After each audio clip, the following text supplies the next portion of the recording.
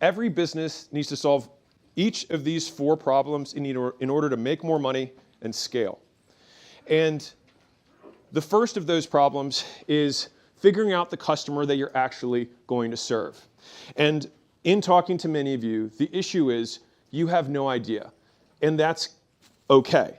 Because in the beginning, you need to sell everyone because you have no money and they have a pulse and a credit card, and you only require one of those things.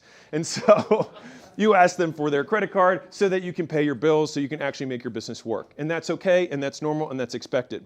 But when you keep taking every single Tom, Dick, and Harry who can give you, a third down today, and I'll pay you when I get paid, and everything else. And they're like, hey, do you think you could, give me the world? And you're like, I could give you 2 worlds. And they're like, awesome, here's my credit card. Again, bill me on the 5th, that's when I get paid, right? And you deal with all of these bad customers, and you promise the world, which is normal in the beginning because there's only you, and you maybe can help this person in a completely unscalable way, and that's what you should do because you just need to generate income, you need to generate word of mouth, you need to help people out.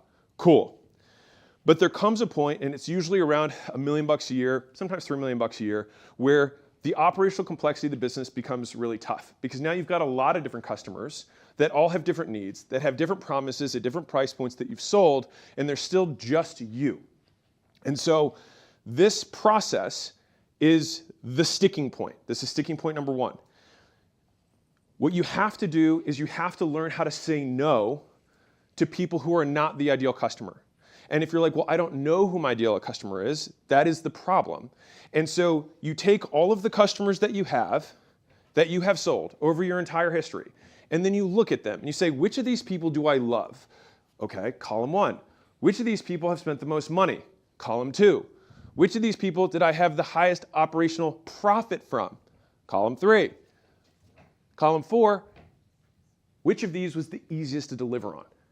And so you look at these different lists and you're like, are there any common themes? Are there any people who are in 2 or 3 of those columns? I really like them, they made me a lot of money, and it was really easy to deliver the thing. Well, that's weird because that's not the main thing that I sell, but I guess I have sold a few of those. Well, if you were to then take that concept and say, well, if 10% of my customers are in this really ideal bucket, what if I had 100% of my customers that were just like that? So you take the same amount of customers you currently have, but they were all just that customer. If you do the math again, you usually make 5 to 10 times more money. And the cool part about that process is that it doesn't require more infrastructure. You already have the infrastructure to service that number of customers. You're just servicing the wrong people because you haven't learned to say no yet.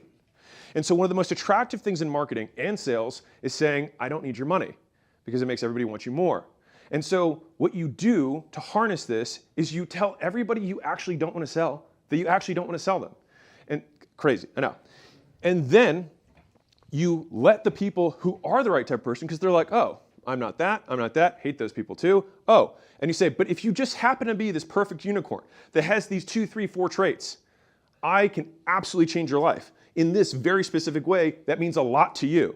And they're like, wow, sounds like this ad's just for me, and that's exactly what I want. And guess what happens now? Once you make that kind of change in messaging, you attract more of that right type of customer. You can now charge the premium price, even at the more operationally efficient and productized service level, because now you're doing the same thing for every single customer. So you get better at doing it. So you get higher percentage success rates. You do it at higher margins because you both have higher price and lower cost for doing this. And this is how you solve problem number 1. But you have to learn how to say no. And most people literally never